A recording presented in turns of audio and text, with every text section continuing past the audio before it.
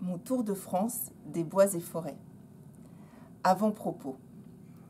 Jardinier par vocation, c'est pourtant au contact des vieux arbres que m'est véritablement venue la passion pour mon métier. Dès mes débuts à Versailles en 1976, délaissant les bosquets bien coupés et les jeunes lys en fleurs, je prenais plaisir à me promener pendant la pause du midi ou après mes heures de service dans le grand parc du château. Les majestueux centenaires du domaine ont été durant près de 40 ans mes compagnons fidèles, avant que les diverses tempêtes n'en emportent beaucoup. Il y a donc longtemps que je souhaitais écrire un ouvrage sur les plus beaux massifs forestiers, la puissance de leur histoire, de leurs légendes et de leurs traditions. La tâche ne fut pas aisée, car le sujet est riche et foisonnant. Il est quasiment impossible de répertorier avec exactitude les forêts de la France métropolitaine, tant elles sont nombreuses. Connaître leur superficie totale est facile, 4 200 000 hectares de forêts publiques et 12,6 millions d'hectares de forêts privées. Mais savoir avec précision combien d'arbres y vivent est autrement plus hasardeux, même si de récentes études estiment leur nombre à 1,3 milliard. Vous l'avez compris, en France, il y a bien plus d'arbres que d'hommes. Ou, pour le dire autrement, le peuple des arbres, qu'on appelle également sujet, l'emporte largement sur notre espèce en quantité comme en longévité. Nous sommes les habitants temporaires du pays des forêts auxquels nous contribuons car la cohabitation a lieu dans une bonne entente relative. Je suis au bord de la plage. Un voilier passe dans la brise du matin et part vers l'océan. Il est la beauté, il est la vie. Je le regarde jusqu'à ce qu'il disparaisse à l'horizon. Quelqu'un à mon côté dit « Il est parti ». Parti vers où? Parti de mon regard, c'est tout. Son mât est toujours aussi haut. Sa coque a toujours la force de porter sa charge humaine. Sa disparition totale de ma vue est en moi, pas en lui. Et juste au moment où quelqu'un près de moi dit « Il est parti », il en est d'autres qui, le voyant poindre à l'horizon et venir vers eux, s'exclament avec joie « Le voilà !» C'est ça la mort. Il n'y a pas de mort. Il y a des vivants sur les deux rives. Le voilier de William Blake.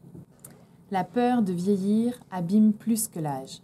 Que personne ne m'enlève les rides de mon front, obtenues à travers l'émerveillement devant la beauté de la vie. Ou celle de ma bouche, qui montre combien j'ai ri et combien j'ai embrassé. Et non plus les sacs de mes yeux. En elles, il est le souvenir de combien j'ai pleuré. Elles sont à moi et elles sont belles. Il faut accepter de vieillir. La vie est précieuse. Et quand on a perdu beaucoup de monde, on se rend compte que chaque jour est un cadeau. D'Arthur Rimbaud, Ma Bohème. Je m'en allais, les poings dans mes poches crevées. Mon paletot aussi devenait idéal. J'allais sous le ciel, muse, et j'étais ton féal. Oh là là, que d'amour. Splendide, j'ai rêvé. Mon unique culotte avait un large trou. Petit poussé, rêveur, j'égrenais dans ma course des rimes. Mon auberge était à la grande ours. Mes étoiles au ciel avaient un doux froufrou.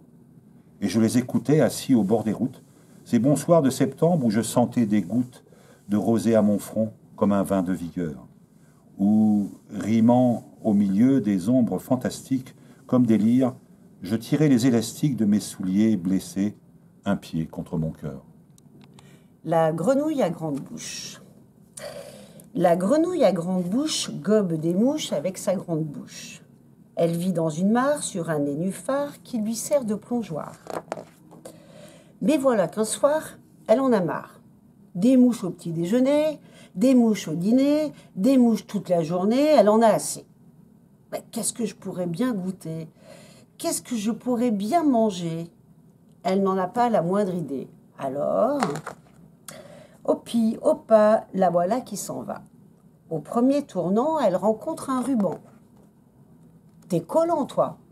T'es qui, toi? Moi, je suis le tamanoir. Ah, et tu manges quoi, toi? Bah, des fourmis. Pah. Au pi, au pas, la voilà qui s'en va. D'un bond guilleret, elle traverse une forêt. T'es grande, toi? T'es qui, toi? Moi, je suis une girafe. Et tu manges quoi, toi? je mange des feuilles des arbres. Bah! Opi, opa, la voilà qui s'en va. À l'aide d'une canne, elle escalade une montagne de 1000 kilogrammes. Bah, t'es gros, toi? T'es qui, toi? Je suis le rhinocéros. Et tu manges quoi, toi? Bah, moi, de l'herbe. Oh là là! Opi, opa, la voilà qui s'en va. Un peu plus tard, il se met à pleuvoir. Désolé, crie l'oiseau, qui s'est laissé aller. Mais t'es qui, toi? Moi, je suis le toucan. Et tu manges quoi, toi? Moi, je mange des asticots. Waouh! Opi, opa, la voilà qui s'en va. À force de sauter, elle est fatiguée. Alors, elle s'assied.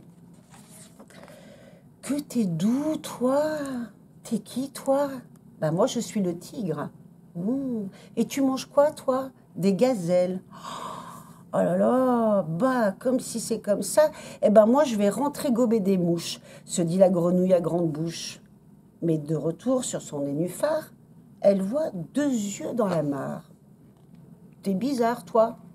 T'es qui, toi? Ben moi, je suis le crocodile. Et tu manges quoi, toi? Ben, je mange des grenouilles à grande bouche. Et tu en as vu beaucoup par ici? Opi, opa, mon compte est fini. Extrait de Nous n'irons plus au bois de Madame de Pompadour. Nous n'irons plus au bois, les lauriers sont coupés, la belle queue voilà, ira les ramasser. Entrez dans la danse, voyez comme elle danse, sautez, dansez, embrassez qui vous voudrez. Roule galette. Dans une petite maison, tout près de la forêt, vivaient un vieux et une vieille.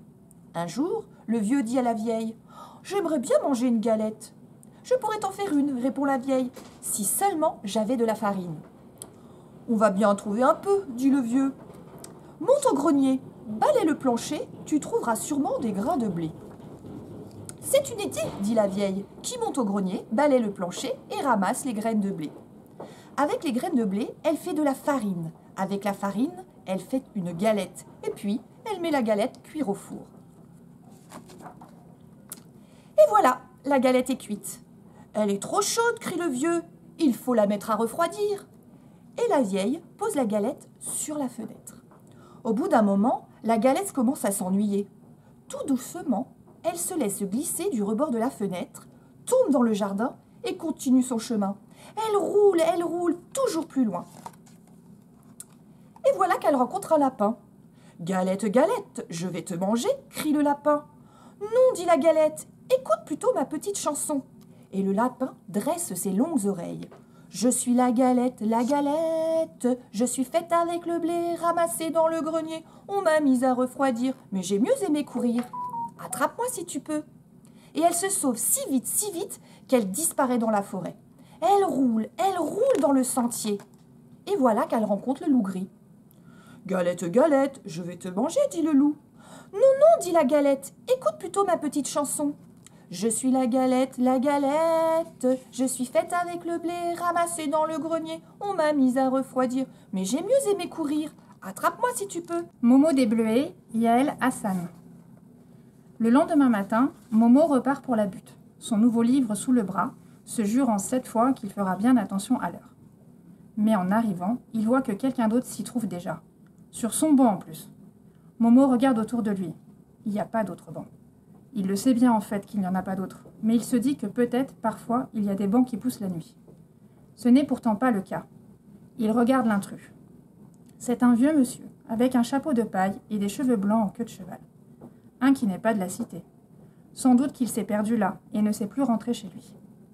Momo respire un bon coup et va s'asseoir à l'autre bout du banc. Après tout, les bancs sont faits pour s'y asseoir à plusieurs. Le vieux monsieur lit un livre et ne le regarde même pas. Momo, qui connaît la politesse, lui dit « Bonjour, monsieur », avant de s'asseoir à côté de lui. Mais le vieil homme ne lui répond pas. Momo ne lui en veut pas. Il sait ce que c'est d'être absorbé dans la lecture d'un bouquin. On en oublie souvent que le monde continue à tourner autour de soi. Momo ouvre son livre. C'est l'histoire de Robinson qui échoue sur une île déserte à la suite d'un naufrage. Momo compare son île à celle de Robinson. Il préfère la sienne, avec ses champs de bleuets multicolores. Sur l'île de Robinson, il y a un bouc. Robinson l'assomme. Momo pense qu'il a eu tort et aurait dû essayer plutôt de l'apprivoiser, comme le renard du Petit Prince. Peut-être que le bouc n'attendait que cela, en fait, d'être apprivoisé. Tout en lisant, Momo surveille le soleil du coin de l'œil. Faudrait pas qu'il monte trop vite celui-là, car Momo n'a pas encore envie de rentrer à la maison. Le vieux monsieur, qui n'a rien fait d'autre jusqu'à présent que de tourner les pages de son livre, tout saute soudain. Momo pose le doigt sur le mot qu'il est en train de lire, pour ne pas le perdre, et regarde le vieil homme.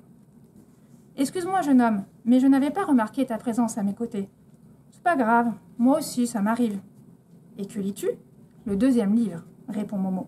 « Vendredi ou la vie sauvage. »« Ah !» fait le vieil homme. « Et pourquoi l'appelles-tu le 2e livre ?»« Parce que le premier, c'était le Petit Prince. »« Et que sera le 3e ?»« Les 2 moitiés de l'amitié, » précise Momo, qui pense qu'il a rudement bien fait d'apprendre sa liste par cœur. « Tu es un grand lecteur, » remarque le vieil homme en hochant la tête, comme si cela lui faisait énormément plaisir. Puis, se levant, soulevant son chapeau d'un geste théâtral et s'inclinant légèrement devant Momo, il dit « Monsieur Édouard, ancien instituteur à la retraite, pour vous servir, jeune homme. » Et Monsieur Édouard tend sa main blanche, taffetée, à Momo qui se lève à son tour. « Momo des Bleuets, » dit-il. « Enchanté, jeune Momo des Bleuets. Que faisons-nous à présent ?» demande alors Monsieur Édouard en se rasseyant et en faisant signe à Momo d'en faire de même. « Je sais pas, monsieur, fait Momo. Parlons littérature, veux-tu » Je vais vous lire un extrait du roman de Nicolas Mathieu, Leurs enfants après eux, prix Goncourt 2018, mais c'est pas du tout pour ça que je l'ai choisi, ça a été une vraie rencontre esthétique. Dans le bassin, les mouvements des nageurs provoquaient un lointain froufrou d'écume, un remous scintillant et bleu. En arrivant au bout, les plus aguerris exécutaient une culbute brutale, rejaillissant ensuite sous l'eau, tendue et floue. Hélène pouvait sentir le long nappage du soleil sur ses pommettes et son nez, la douleur sur ses cuisses. Elle avait chaud, elle était bien. Elle se leva pour rejoindre le bord, les pieds en équilibre sur la margelle. Elle tendit les bras par-dessus sa tête. En théorie, le bonnet de bain était obligatoire. Elle plonge. Dans l'eau fraîche, Hélène nage le crawl, des gestes appris il y a 30 ans à l'école municipale. En retrouvant leur répétition idiote, elle renoue avec un bien-être sans question. Très vite, un peu de chaleur monte de ses articulations, de ses épaules. L'effort produit son territoire abrité, où elle se love avec bonheur. Elle sent son ventre se creuser, ses épaules qui tirent, chaque bouffée d'air qu'elle prend à la surface est un baiser. Après une longueur, elle s'arrime au mur pour reprendre son souffle. Le million de reflets hésitants à la surface lui pique le visage. Elle bat des paupières pour chasser les gouttes qui perlent de ses cils. Sous la brise, sa peau se hérisse. C'est un plaisir miraculeux. Tout ce qui signale l'existence de son corps la remplit de joie. On t'appelle Tama. Tu vis près de Paris, dans une grande et belle maison dotée de 4 chambres. Une pour les parents, monsieur et madame Charandon, une pour leurs 2 filles et une pour chaque garçon. C'est toi qui t'occupes des 3 plus jeunes. Tu es aussi chargé du ménage, de la lessive, du repassage, du rangement et de la cuisine. Tu fais également la couture lorsque c'est nécessaire. Le matin, tu te lèves vers 5 heures pour préparer le petit déjeuner de toute la famille. Ensuite, tu t'attelles aux tâches ménagères, pendant que madame Charandon se repose ou va faire des courses. Elle est née au Maroc, comme toi. Avant de se marier, elle s'appelait Stéphana Kaznagi. D'après ce que tu as compris, monsieur Charandon a travaillé dans ton pays pour une entreprise d'agroalimentaire. Et c'est là qu'il a rencontré sa femme. Ils se sont mariés et sont venus s'installer en France avec leur première fille. C'est un joli prénom, Stéphana. Ça veut dire la perle. Tama, le prénom qu'elle t'a choisi, est le diminutif de Tamazalt, qui signifie la dévouée. Elle a affirmé que ça te porterait chance dans ton travail. La chance, quand tu y penses. Toute blesse, la dernière tue de Karine Guibel. La salle à manger. Il y a une armoire à peine luisante qui a entendu les voix de mes grandes-tantes, qui a entendu la voix de mon grand-père, qui a entendu la voix de mon père. À ses souvenirs, l'armoire est fidèle. On a tort de croire qu'elle ne sait que se taire, car je cause avec elle. Il y a aussi un coucou en bois. Je ne sais pourquoi il n'a plus de voix. Je ne veux pas le lui demander, peut-être, bien qu'elle ait cassé la voix qui était dans son ressort. Tout bonnement, comme celle des morts. Il y a aussi le vieux buffet, un vieux buffet qui sent la cire, la confiture, la viande, le pain et les poires mûres. C'est un serviteur fidèle qui sait qu'il ne doit rien nous voler. Il est venu chez moi bien des hommes et des femmes qui n'ont pas cru à ces petites âmes, et je souris que l'on me pense seul vivant quand un visiteur me dit en entrant « Comment allez-vous, monsieur James ?» Laura Trompette, 8 battements d'ailes. Lucia Rossi, Italie, 3 heures du matin à Rome. Lucia Rossi a l'habitude d'être réveillée en pleine nuit. À 91 ans, voilà bien longtemps qu'elle ne dort plus au même rythme que la majorité des gens. Lorsqu'elle était enfant, elle aurait rêvé d'avoir la liberté de s'assoupir, mais elle devait garder les vaches de son père. Plus tard, elle aurait tout donné pour un réveil tardif ou une nuit précoce. Mais elle avait un mari exigeant et une tribu à materner. Aujourd'hui, alors qu'elle n'a que ça à faire, son sommeil est parcellaire, irrégulier, en décalage. Il y a quelques années, elle regardait les programmes de nuit à la télévision. Désormais, elle trouve qu'ils parlent tous trop vite. Elle peine à les comprendre et c'est désagréable. Pire, elle leur en veut de n'avoir aucun égard pour les oreilles de la population vieillissante, dont elle fait partie, sans compter qu'ils bavardent pour ne rien dire d'intéressant. Souvent dans son lit, une place, sous sa couette rose et blanche, elle lit à la lumière de sa lampe ancienne en laiton et en verre. Plutôt des romans écrits en gros caractères et pas lourds à porter. En ce moment, elle a du mal à se concentrer. Elle est assaillie par un flux de pensées. Elle pense à ce monde qui se délite et aux événements qu'elle n'aurait jamais imaginé vivre.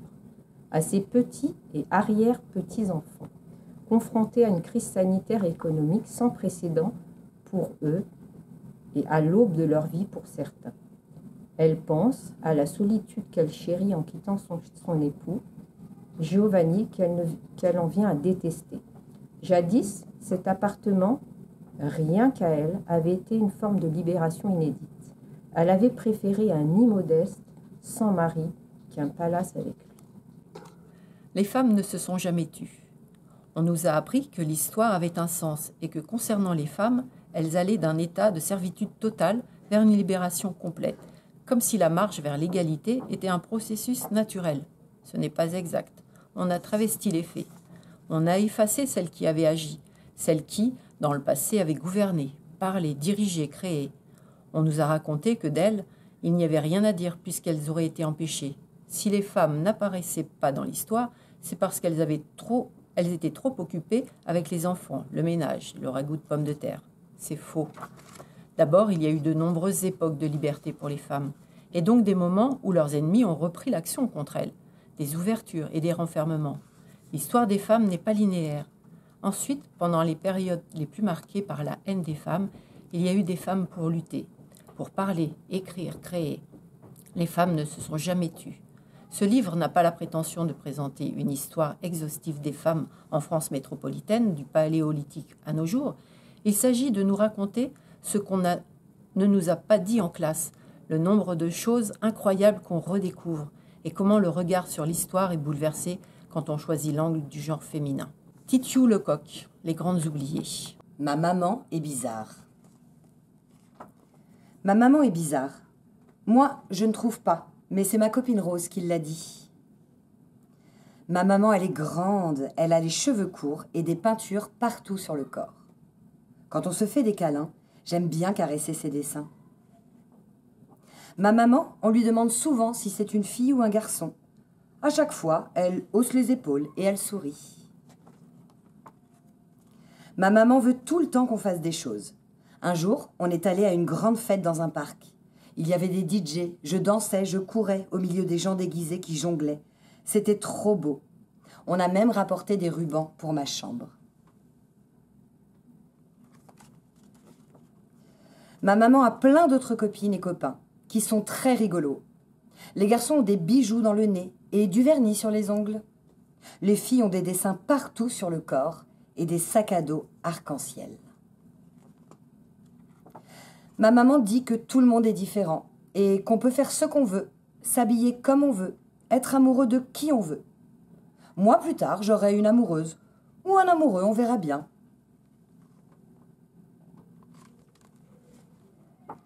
Ma maman et moi, on vit toutes les deux, mais on n'est pas seuls. Dans ma galaxie, il y a toute ma famille et toutes nos amies. Ma maman m'a portée sur ses épaules pour la manifestation. Je voyais tout. Il y avait beaucoup de monde, de la musique trop bien et des gens qui chantaient. Moi aussi, j'ai crié pour faire du bruit.